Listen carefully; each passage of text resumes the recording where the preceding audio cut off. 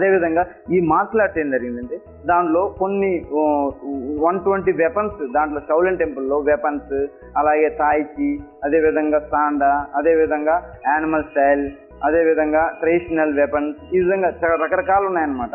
వీటన్నిటిలో మనం ప్రస్తుతానికి ఏంటంటే షౌలిన్ టెంపుల్ ఎన్గున్షు అనే, ఎన్గున్ అంటే చూసారు కదా స్టిక్ అనమాట. ఈ స్టిక్ మనం ఎన్గున్షు అనే స్టిక్ ఎలా చేయాలో మనం చూద్దాం అనమాట. ఎన్గున్షు ఈ స్టిక్ ఏంటంటే చూసారు కదా, ఈ స్టిక్ తో పాటు ఎలా తిప్పుతూ ఎలా చేయాలని అనే మూమెంట్ చూద్దాం. దీన్ని షౌలిన్ ఎన్గున్షు అంటారు అనమాట. దాని స్టార్టింగ్ ఎలా చేయాలి ఏందనేది చూద్దాం. First Shaolin temple form ready. ఇలా ఫస్ట్ స్టార్టింగ్ ఇలా ఉంచి ఫస్ట్ బో హౌస్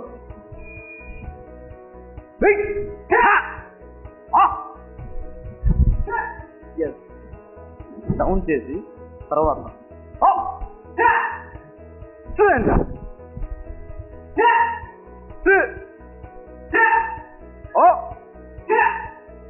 లియో చి హ చో సి సి చియో లిసన్ చిస్ శివ శిలియో సి శివ శియో చి చి శివ లిసన్ చిస్ శివ శిలియో సంచి సంచి సంచియో సంచన్ సంచిస్ ఎస్ లాస్ట్ లో ఎలా ఏం చేయాలన్నమాట. లాస్ట్ చూసారు కదా Buddha step ready up house. Yes దీన్ని షౌలిన్ ఎన్గున్షు అంటారు అన్నమాట. షౌలిన్ ఎన్గున్షు స్టెప్ అంటారు. రెడీ. దీని ఏంటంటే షౌలిన్ టెంపుల్లో ఫేమస్ ఫామ్ అన్నమాట స్టెప్ చెప్పాలంటే. అదేవిధంగా మనం రిమైనింగ్ ఇంతకుముందు క్లాస్లో చూసామంటే మనం బ్రోడ్స్ వాడు అలాగే కొన్ని వెపన్స్ చేయడం జరిగింది అనమాట. నెక్స్ట్ ఫర్దర్ క్లాస్లో మనం నెక్స్ట్ రిమైనింగ్ ఇంకా వెపన్స్ చాలా ఉండడం జరిగింది. ఫేమస్ వరల్డ్లోనే ప్రపంచంలోకే వెపన్స్కి మార్షల్ ఆర్ట్స్కి ఫేమస్ షౌలిన్ టెంపుల్ అనమాట. దాంట్లోని రియల్ ఆర్ట్ అంటే రియల్, అందుకోసమే ఈ వెపన్స్ ఇవి ఈ మూమెంట్స్ అని చెప్పేవాళ్ళు భారతదేశంలోనే నెంబర్ ఆఫ్ 3 మెంబర్స్ ఉన్నారనమాట. కాబట్టి మా దగ్గర వేరే వేరే స్టేట్ నుంచి వచ్చి నేర్చుకోవడం జరుగుతుంది అనమాట. ఇది ఇంటర్నేషనల్ అనమాట. మనకి ఇంకోటి ఏంటంటే ఈ ఇండియా లెవెల్లో మాకు షౌలిన్ టెంపుల్ బ్రాంచ్ కూడా ఇవ్వడం జరిగింది. అందుకే మనం దీన్ని ఇండియన్ షౌలిన్ టెంపుల్ అని పిలవడం జరుగుతుంది. మిగతా వీడియోస్ కావాలంటే మీరు చూడాలనుకుంటే షీఫు ప్రభాకర్ రెడ్డిని గూగుల్లో మీరు టైప్ చేయడం జరిగితే మన రిమైనింగ్ చాలా వీడియోస్ చూడడం జరుగుతుంది. అదేవిధంగా మా గురించి మిగతా చాలా మా గురించి తెలుసుకోవడం జరుగుతుంది. అదేవిధంగా చూసారు కదా ఇవన్నీ కూడా మార్షల్ ఆర్ట్స్ అనేవి, ఇవన్నీ కూడా ఈ వెపన్స్ ఇవన్నీ రిమైనింగ్ ఇంకా చాలా ఉన్నాయన్నమాట. ఇవన్నీ కూడా మన నెక్స్ట్ ఫర్దర్ క్లాస్లో ఎన్ని ఉపయోగాలు, నెక్స్ట్ ఈగాంగ్ చాలా మంది అడగడం జరిగింది. సార్ మేము ఒక 40 years 50 years అయింది కదా, మేము ఈ మార్షల్ ఆర్ట్ చేయొచ్చా, ఈ కర్రలు తిప్పచ్చా, లేదా కత్తులు తిప్పచ్చా, లేదా కొట్టుకోవడం ఇలాంటివన్నీ అవసరం సార్ మాకు అని జరిగిందన్నమాట. కానీ ఆ ఏజ్ వాళ్ళ కోసం ఏం జరిగిందంటే తాయిచి ఇట్లు ఆయన అంటారు, తాయిజీ అని కూడా అంటారు దీన్ని కానీ మనం ప్రాక్టీస్ అంటే ప్రతిరోజు అంటే ఇది మెయిన్గా తాయిచి అనేది ఎందుకోసం అంటే ఫర్దర్ ఒక ఏజ్ అయిన తర్వాత వాళ్ళు కానీ ఆ బ్రీత్ ఆ ఎయిర్ అనమాట, ఎయిర్ ద్వారా మెల్లగా తాయిచి అనే మూమెంట్స్ నెక్స్ట్ క్లాసులు చూపిస్తాను ఎలా చేయాలో. అలాగే విధంగా బాగాంజిన్ అనే ఎక్సర్సైజ్ అనమాట. ఈ మెరిడియాన్స్ అదేవిధంగా మన బాడీలోని నరాలు వీటన్నిటి మీద ఒత్తిడి అంటే ఇప్పుడు ఎగ్జాంపుల్ బ్యాక్ పెయిన్, చాలా మంది బ్యాక్ పెయిన్ సార్ నాకు బ్యాక్ పెయిన్ ఉంటుంది సార్, ఎక్కువ నాకు నీ పెయిన్ వస్తుంది సార్, అది మనం ఎలా తగ్గించుకోవాలి సార్ అని జరిగిందనమాట. అదేవిధంగా వాళ్ళు బాడీ పెయిన్స్ రకరకాల పెయిన్స్ అనమాట, ఇవన్నీ నేను ఎలా తగ్గించుకోవాలి సార్ అని అడగడం జరిగింది. ఇవన్నీ కూడా ఇలాంటి కొన్ని అంటే వాళ్ళ ఏజ్ తగ్గట్టు వాళ్ళు చేయాల్సిన ఎక్సర్సైజ్ వాళ్ళు ఉపయోగపడే విధంగా వాళ్ళకేంటంటే హెల్త్ పరంగా ఉపయోగపడే ఎక్సర్సైజ్, హెల్త్ వెల్ ఎక్సర్సైజ్ అనమాట. అవి చేస్తే మనకి చాలా యూస్ ఉన్నాయి అనమాట. అంటే వాళ్ళకి ఏంటంటే ఎంతో నయం చేసుకోగలరు అనమాట. ఎగ్జాంపుల్ వాళ్ళు మెడిసిన్ అయితే లేకుండా చేయగలరు. మెడిసిన్ అంటే ఎగ్జాంపుల్ వాళ్ళు ఏదన్నా దెబ్బ తగిలినప్పుడు దాని నొప్పి కోసం వాళ్ళు భరించలేక వాపు వస్తుంది, నొప్పి వస్తుంది, దాన్ని భరించలేక వాళ్ళు ఏం చేస్తారు, ట్యాబ్లెట్ అయితే జరుగుతుంది. ట్యాబ్లెట్ అంటే ఏంటి, ఆ ట్యాబ్లెట్ ఎందుకోసం, ఆ నొప్పి అనేది చనిపోవడం అంటే అక్కడ మన నొప్పి అనేది తగ్గిపోతుంది అనమాట. నొప్పి తగ్గిపోవడం అంటే ఏంటి అంటే మనం అక్కడ దానికి పెయిన్ కిల్లర్ అనే ట్యాబ్లెట్ ఇస్తాం. అంటే పెయిన్ కిల్లర్ అంటే ఏంటి అంటే మనం ఆ నొప్పి అనేది చనిపోవడం అంటే నొప్పి మనకి వేయదు అనమాట. ఇప్పుడు ఆపరేషన్ చేస్తున్నారు, మనకి ఆపరేషన్ చేసినప్పుడు మనం కోయడం జరుగుతుంది. మనం మామూలుగా వచ్చినప్పుడు మనకి బాగా నొప్పిగా ఉంటుంది అనమాట. కానీ మనకి ఇంజెక్షన్ లాంటివి ఇలాంటివి వేయడం వల్ల మనకి నొప్పి అనేది అనిపిస్తుంది. అంటే మన బాడీ కోసం మనం చూస్తున్నా కానీ ఆ నొప్పి అనేది మనకు అనిపిస్తుంది. ఎందుకని అక్కడ మొద్దు పడుతుంది, అంటే నరాల దగ్గర మొత్తం ఇంజెక్షన్ చేయడం వల్ల మొద్దు పడుతుంది అనమాట. దానివల్ల ఏంటంటే నొప్పి అనేది తెలియకుండా వాళ్ళు ఇంజెక్షన్ చేస్తారు. కానీ మనం కొన్ని చిన్న దెబ్బలు తగిలినప్పుడు నీ పెయిన్స్ ఇలాంటి జరిగినప్పుడు వాళ్ళు ఏం చేస్తున్నారు, ఆ నొప్పి కోసం వాళ్ళు అంటే శాస్త్ర పరిష్కారం చూసుకోవట్లేదు. వాళ్ళు శాశ్వతంగా దాన్ని మనం తగ్గించుకోవాలి అనే మైండెడ్గా ఉండట్లేదు. దాన్ని మనం ప్రస్తుతానికి మనకి రిలీఫ్ అయిందా లేదా అనేది మటుకు చూస్తున్నారు అనమాట. అంటే ఇప్పుడు ఎగ్జాంపుల్ అక్కడ చిన్న టాబ్లెట్ వేస్తున్నారు అనుకోండి, వాళ్ళకి ఏం జరుగుతుంది, ఆ నొప్పి అనేది తగ్గిపోవడం వల్ల వాళ్ళకి అనిపించింది అనమాట. అంటే దానిలో అంటే వాళ్ళ రుగ్మత అనేది ఉంటుంది, కానీ వాళ్ళకి పూర్తిగా నయం కాదు. అలా ఏంటంటే వాళ్ళు నొప్పి ఎప్పుడు వస్తుందో ఆ టాబ్లెట్కి లోన్ అవుతారు. అంటే మనకి ఆ టాబ్లెట్ వేస్తేనే మనకు తగ్గుతుంది అని మైండెడ్గా వాళ్ళు సెట్ అయిపోతారు అనమాట. ఒకటేం జరుగుతుంది, ఇక్కడ టాబ్లెట్ వేయడం వల్ల ఏం జరుగుతుంది అంటే ఇంకోటి తగులుతుంది, మనకి సైడ్ ఎఫెక్ట్ వస్తుంది. ఇప్పుడు ఎగ్జాంపుల్ వాళ్ళు జలుబు టాబ్లెట్ వేసారు అనుకోండి, దానివల్ల దగ్గుకు వేసుకున్నారు అనుకోండి, దానివల్ల హెడేక్ వస్తుంది. హెడేక్ వేసుకున్నారు అనుకోండి, దాని ద్వారా స్టమక్ ఎక్ వస్తుంది. స్టమక్ ఎక్స్ వేసుకున్నారు అనుకోండి, తర్వాత వాళ్ళు వామిటింగ్స్ అని ఫీవర్ అని రకరకాలు అనమాట. ఇప్పుడు ఎగ్జాంపుల్ ఒకదాని నుంచి ఇంకోటి అటాక్ అవుతుంది. అంటే మెడిసిన్ అనేది ఏంటంటే మనం మనిషి ఏంటంటే మెడిసిన్ తగ్గించుకోవాలన్నమాట. వాళ్ళ రెసిస్టెన్స్ పవర్ పెంచుకున్నారు అనుకోండి, మనం మెడిసిన్ వాడాల్సిన అవసరం లేదు, మెడిసిన్ దగ్గరికి వెళ్ళాల్సిన అవసరం లేదు.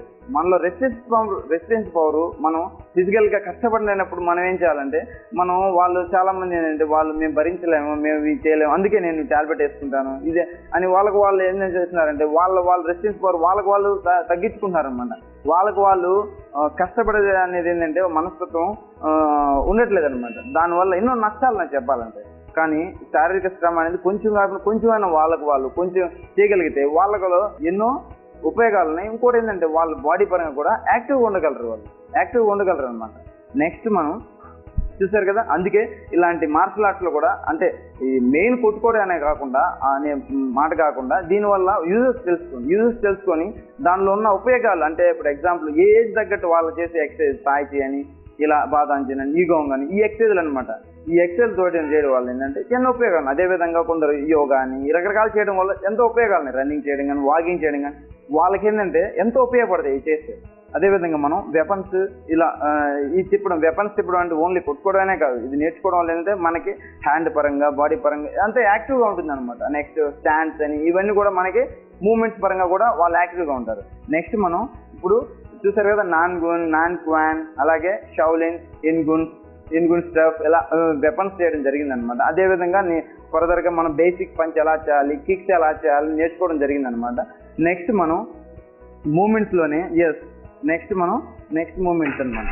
నెక్స్ట్ ఫర్దర్గా ఇప్పుడు మనం ఎగ్జాంపుల్ లైన్ కొందరు మనం అటాక్ చేసినప్పుడు కొన్ని విధాలుగా మనం ఇప్పుడు ఎగ్జాంపుల్ మనం పంచ్ అటాక్ చేస్తున్నాం. ఇప్పుడు మనకి ఎవరైనా అటాక్ చేస్తున్నాం అనుకోండి, మనం చూస్తున్నాం అనుకోండి మనకి ఏమవుతుంది, తగులుతుంది. మనం కళ్ళు మూస్తున్నాం అనుకోండి ఏమవుతుంది, తగులుతుంది. అంటే మనం చూస్తున్నా తగులుతుంది, చూడకపోయినా తగులుతుంది. అటాక్ చేసే వాళ్ళు ఎలా అటాక్ చేస్తారు.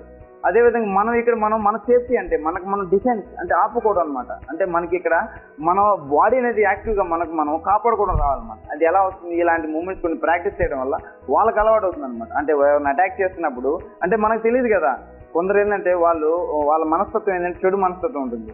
వాళ్ళ మనస్తత్వం ఏంటంటే ఎదుటి వాళ్ళు ఎప్పుడన్నా సరే వాళ్ళు మనం కించపరచాలని లేదా మనం ఏదో విధంగా వాళ్ళని చేయాలని కొందరు మనస్తత్వం అనమాట. వాళ్ళ కోసం ఏంటంటే అందుకోసం మనం ఎందుకంటే మన సేఫ్టీస్ మనం ఉండాలన్నమాట. మన సేఫ్టీస్ మనకి ఏంటంటే ఎప్పుడన్నా ఇలాంటి మనం నేర్చుకోవడం వల్ల మనకి ఫ్యూచర్లో ఎప్పటికైనా మనకి ఉపయోగపడతాయి అనమాట. మనకి ఫ్యూచర్లో ఫర్దర్గా మనకి చెప్పలేము మనం ఉపయోగపడతాం, లేదు ఉపయోగపడకపోయినా మనకి ఏంటంటే హెల్త్ పరంగా మనం ఎంతో ఆరోగ్యంగా ఉంటాం కదా. అదేవిధంగా మనం ఇట్లా అటాక్ చేసినప్పుడు మనం ఏం చేయాలి నేర్చుకో. రెడీ డిఫెన్స్ అంటే మనకు తగలకుండా మనం స్టాప్ చేయాలి, మనం ఆపుకోవాలన్నమాట. రెడీ ఇలా అటాక్ చేస్తుంటే స్టాప్ అనమాట. మన హ్యాండ్తో మనం ఆపుకోవాలి. ఇలా ఆపుకోవడం మనకు తగులుతుంది అనమాట. అంటే మనం ఇలా సైడ్ నుంచి అటాక్ చేస్తున్నప్పుడు ఇలా అటాక్ అంటే డిఫెన్స్. నెక్స్ట్ ముందుకు అటాక్ చేస్తుంది straight point. Next this hand చేయండి బాగా స్టాప్. చూసారు కదా, అంటే స్ట్రైట్గా చేసినప్పుడు కిందకి బ్లాక్ చేయాలి. సైడ్ నుంచి అటాక్ చేస్తున్నప్పుడు ఎక్కువ మంది సైడ్ నుంచి ఎగ్జాంపుల్ ఇలా కొట్టడం జరుగుతున్నప్పుడు మనం ఏంటంటే మన హ్యాండ్స్ పైన మనం సేఫ్ చేస్తాం. చేసి వెంటనే మనం ఏం చేస్తామంటే జస్ట్ లైక్ లాక్ చేస్తాం. రెడీ స్టార్ట్ చేసి చూసారు కదా, అంటే మనం వాళ్ళని ఎక్కువ అటాక్ చేయట్లేదు, సెన్సిటివ్గానే మనం లాక్ చేసి పెడతాం. చేసి జస్ట్ లైక్ మనం వెళ్ళి ఇలా లాక్ చేయడం, మన హ్యాండ్స్ ఇలా పెట్టి ఇలా లాక్ చేయడం. అగైన్ ఇంకోసారి చూపిస్తాను. గుడ్. ఇంకో విషయం, ఇంకో డౌట్ రావచ్చు మీకు. ఇలా అటాక్ చేసినప్పుడు మనం ఇలా వెళ్ళేటప్పటికి ఆయన ఆ చేత్తో కొట్టచ్చు కదా అని. కరెక్ట్, నిజమే. కానీ మనం యాక్టివ్గా మనం ఫాస్ట్గా చేసినప్పుడు మనమే అవుతాం. కానీ మనం లేజీగా చేస్తాం అనుకో, నాలోపు వాళ్ళు యాక్టివ్ మనం అటాక్ చేస్తారు. కానీ మనం ఇంకా ఫాస్ట్గా చేయాలి. ఫాస్ట్గా అంటే block, ready, yes, block. Next అదేవిధంగా నెక్స్ట్ యా అటాక్. చూసారు కదా, ఎస్ ఎస్, మన ఓపెన్తో అటాక్. ఇక్కడి నుంచే మనం లాక్ చేస్తాం. లాక్ మూమెంట్, అటాక్ మూమెంట్ అనుకుంటే ఇక్కడి నుంచి అటాక్ చేసి ఇలాగే అటాక్ చేసాం. ఎస్, నెక్స్ట్ ఎస్, డౌన్లో అటాక్ చేసి చూసారు కదా, ఈ విధంగా అటాక్ చేసి చూసారు కదా, ఈ విధంగా అటాక్ చేసి నెక్స్ట్ చూసారు కదా. నెక్స్ట్ ఇక్కడి నుంచి వెళ్ళి జస్ట్ లైక్ బ్లాక్ చేసి పడేయచ్చు కూడా ఇక్కడ. చూసారు కదా, సేమ్ అటాక్. ఎన్ని అటాక్స్ చూడండి, అటాక్ చేసి yes, next same attack. Next ఇలా చేసినప్పుడు జస్ట్ ఇక్కడ నుంచి వెళ్ళి జస్ట్ చేంజ్ టు ప్లేస్ ఇలా అటాక్ చేసి ఇలా గట్టిగా మనం అటాక్ చేసినప్పుడు వాళ్ళు గాలి ఎగరడం జరుగుతుంది అనమాట. ఈ హ్యాండ్ ఓపెన్లో ఎస్, దాన్ని ఇలా అటాక్ చేస్తే వాళ్ళకు వాళ్ళు ఎగురుతారు. Yes like yes, attack. Next down, చూసారు కదా, అటాక్. ఎస్, నెక్స్ట్ ఫర్దర్గా నెక్స్ట్ అటాక్. నెక్స్ట్ ఈ అటాక్ చేసినప్పుడు జస్ట్ లైక్ చూసారు కదా, మనం 1 2 అదేవిధంగా ముందుకు అటాక్ చేయడం జరిగింది. అదేవిధంగా మనకి లాక్ చేయడం కూడా చూపించాను, ఇంతకుముందు మీకు చూపించాను చూడండి. అటాక్ అటాక్, లెగ్తో అనుకుంటే చూడండి అటాక్ అంటే మనం స్టాప్ చేసి ఇక్కడ క్యాచ్ చేసి అటాక్ అంటే ఇక్కడి నుంచి మనం అటాక్ చేయొచ్చు అనమాట. నెక్స్ట్ అదేవిధంగా కిక్స్ చూసుకున్నట్లయితే లైక్ దిస్ అటాక్ అటాక్, చూసారు కదా, యా రెడీ. అదేవిధంగా ఫ్రంట్ రౌండ్. నెక్స్ట్ అదేవిధంగా బ్యాక్ అటాక్ చేసి అదేవిధంగా ఫేస్కి అటాక్ చేసి ఫేస్కి అటాక్ చేసి ఫేస్ లెవెల్లో ఇలా అటాక్ చేస్తాం. మన ఫేస్ లెవెల్ కూడా మనం గట్టిగా అటాక్ చేస్తాం. అదేవిధంగా రిప్స్ లెవెల్లో క్యాచ్ చేసి జస్ట్ కిక్ అటాక్ చేసి అదేవిధంగా డౌన్కి అటాక్ చేసి అదేవిధంగా ఇక్కడ అటాక్ చేయకూడదు, బ్రేక్ అవుతుంది, కిందకి అటాక్ చేసి స్ట్రైట్కి అటాక్ చేసి అదేవిధంగా ఈ హైట్ అటాక్ చేసి నెక్స్ట్ అదేవిధంగా మనం లాక్ చేసుకొని బాడీ చూసారు కదా, just like yeah. Next again చూడండి, లాక్ చేసి మనం ఇక్కడ పట్టుకొని జస్ట్ రొటేట్, ఇక్కడ రొటేట్ చేయాలి.